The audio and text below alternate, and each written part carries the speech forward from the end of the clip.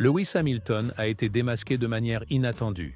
Et cette fois, ce n'est ni un rival ni la presse qui est à l'origine de la révélation, mais le patron de Ferrari lui-même. Frédéric Vasseur a décidé de briser le silence, et ce qu'il a révélé sur les premières difficultés de Hamilton avec la monoplace rouge est pour le moins inquiétant. Il ne s'agit pas seulement d'une performance décevante au Grand Prix d'Arabie Saoudite. Vasseur a mis en lumière des problèmes plus profonds qui affectent les performances du pilote britannique, du comportement instable de la SF25 à la gestion de l'effet de sol, en passant par la comparaison directe avec Charles Leclerc. La révélation est venue de manière directe et sans filtre. Et c'est là que cela devient sérieux, car personne ne s'y attendait. Le transfert de Hamilton chez Ferrari devait marquer le début d'une nouvelle ère. Le pilote le plus titré de l'ère moderne de la Formule 1, au sein de l'équipe la plus traditionnelle de l'histoire, cela devait être un moment épique. Mais après seulement 4 courses, des fissures commencent déjà à apparaître dans ce récit. Et si l'on prend les paroles de Vasseur au sérieux, le problème est peut-être plus profond que prévu. Avant de plonger dans les détails et d'analyser pourquoi ces déclarations peuvent changer toute la perception de cette collaboration, likez la vidéo, abonnez-vous à la chaîne si ce n'est pas encore fait et restez jusqu'à la fin. Vous ne voulez pas manquer ça. Et si vous aimez les contenus de F1 riches en analyse et en contexte, jetez un œil à notre deuxième chaîne. Le lien est dans la description. Revenons au sujet. À Jeddah, Hamilton a terminé exactement là où il avait commencé, en 7e position. Et plus inquiétant encore, il a fini à plus de 30 secondes de Leclerc, alors qu'ils avaient exactement la même stratégie. Et même si Hamilton a qualifié la course de terrible, ce qui a suivi était encore plus révélateur. Il n'a pas rejeté la faute sur la voiture ou les ingénieurs. Il s'est pointé lui-même du doigt. Il a même plaisanté en disant qu'il avait besoin d'une opération au cerveau pour s'adapter au comportement de la SF25. Mais la situation devient plus complexe si l'on regarde l'évaluation de Vasseur. Le patron de Ferrari a offert une analyse technique et psychologique qui met tout en perspective.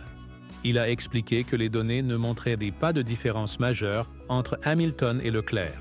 La télémétrie indique des points de freinage et des trajectoires similaires. Selon lui, le problème réside dans l'interaction de Hamilton avec cette génération de voitures fortement dépendante de l'effet de sol. Hamilton a construit toute sa carrière sur un style de pilotage agressif, freinage tardif, dépassements audacieux, retour direct de la voiture. Mais avec la réglementation actuelle, ce style ne fonctionne plus. Ces voitures demandent des mouvements de volant doux, des freinages anticipés, une gestion fine dans les enchaînements. Tout cela pour préserver l'adhérence aérodynamique fournie par l'effet de sol. Quand cet effet est perdu, il n'y a plus d'adhérence. C'est précisément pour cela que Leclerc, déjà habitué à ce concept, est plus constant. Hamilton est encore en train de reprogrammer ses instincts. Chaque tour est un ajustement, chaque virage, un défi. Et même lorsqu'il essaie d'attaquer davantage, la voiture réagit mal. Vasseur est allé encore plus loin dans son analyse. Il a noté que Hamilton lutte pour trouver quelques dixièmes, tandis que Leclerc est de plus en plus en harmonie avec la voiture. Il ne s'agit pas de courage ou d'agressivité, mais d'ajustement. Leclerc comprend ce que la voiture exige et le lui donne exactement. Hamilton, de son côté, a admis étudier les données, regarder les caméras embarquées, essayer tout, sans trouver comment combler l'écart. Après la course en Arabie Saoudite, il a dit clairement « Je fais tout ce que je peux, mais la voiture ne coopère pas ».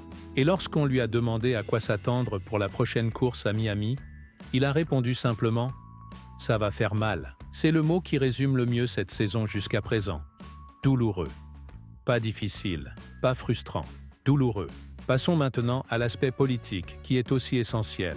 Ferrari a recruté Hamilton avec une mission claire. Diriger, inspirer, apporter la valeur d'un champion du monde. Mais si le nouveau pilote est surpassé par le vétéran, la dynamique de pouvoir change, subtilement, mais inévitablement. Les ingénieurs écoutent davantage celui qui obtient des résultats. Les stratégies s'articulent autour du pilote le plus performant. Et le développement de la voiture suit le style de celui qui monte sur le podium. En ce moment, c'est Charles Leclerc. Vasseur n'a pas accusé Hamilton d'échec, mais il a été clair, la voiture ne changera pas. C'est au pilote de s'adapter.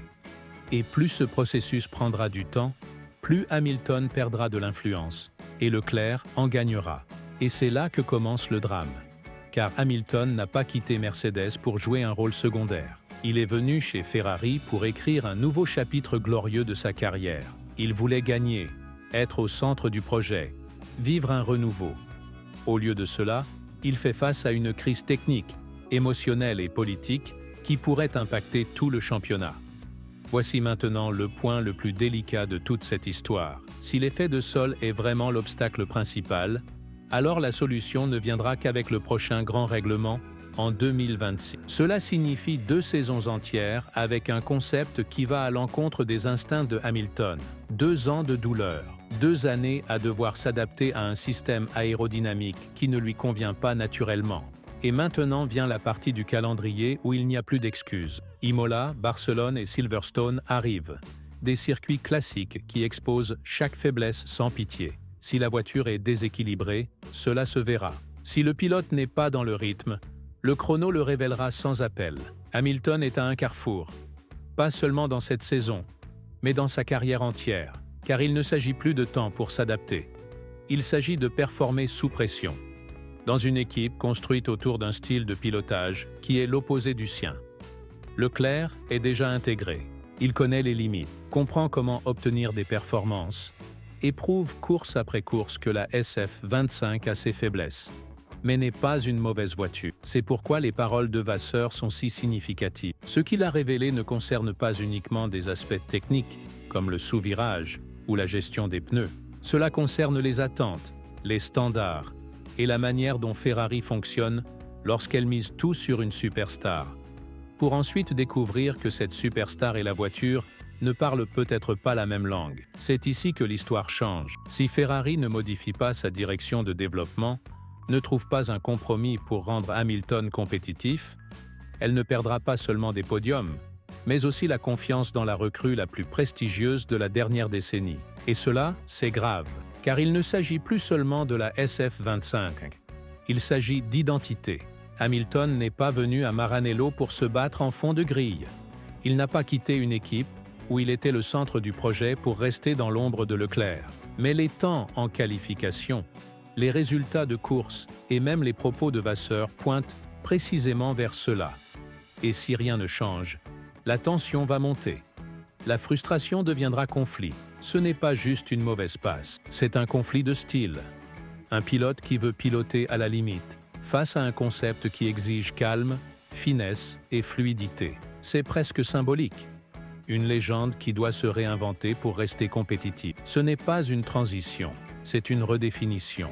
La question est maintenant, combien de temps les 2 parties croiront-elles encore que cela peut fonctionner? Combien de temps avant que les ingénieurs ne regardent plus que les données de Leclerc, que les évolutions soient faites pour son style, que le récit devienne inévitable et que le transfert de Hamilton soit vu comme une erreur stratégique? Ne sous-estimez jamais le pouvoir de la perception. La Formule 1 vit de résultats, mais aussi de confiance. Les équipes misent sur ceux qui livrent. Et pour le moment, ce n'est pas Hamilton. Mais s'il y en a un capable de renverser la situation, c'est bien lui. Il l'a déjà fait, quand personne ne croyait en lui, quand il était acculé. Et s'il y parvient à nouveau, cela pourrait devenir la plus grande remontée de l'histoire. Mais l'horloge tourne. Les courses les plus dures arrivent, et même Vasseur dit maintenant publiquement ce qui, jusque-là, ne se murmurait qu'à voix basse. Qu'en pensez-vous? Les paroles de Vasseur ont-elles empiré la situation? Ou simplement nommé l'inévitable? L'adaptation de Hamilton est-elle simplement lente, ou était-elle impossible? Ferrari pourra-t-elle équilibrer ce projet? Ou la fracture interne a-t-elle déjà commencé? Dites-le nous en commentaire. Nous voulons connaître votre avis. Et si vous êtes arrivé jusqu'ici, merci. Likez la vidéo, abonnez-vous à la chaîne et activez la cloche pour ne rien manquer de cette saison 2025 inoubliable. Et n'oubliez pas de visiter notre 2e chaîne, avec des analyses exclusives, des coulisses et des réflexions au-delà de l'action sur la piste. Car si vous pensez avoir tout vu, attendez un peu. L'histoire de Hamilton chez Ferrari ne fait que commencer.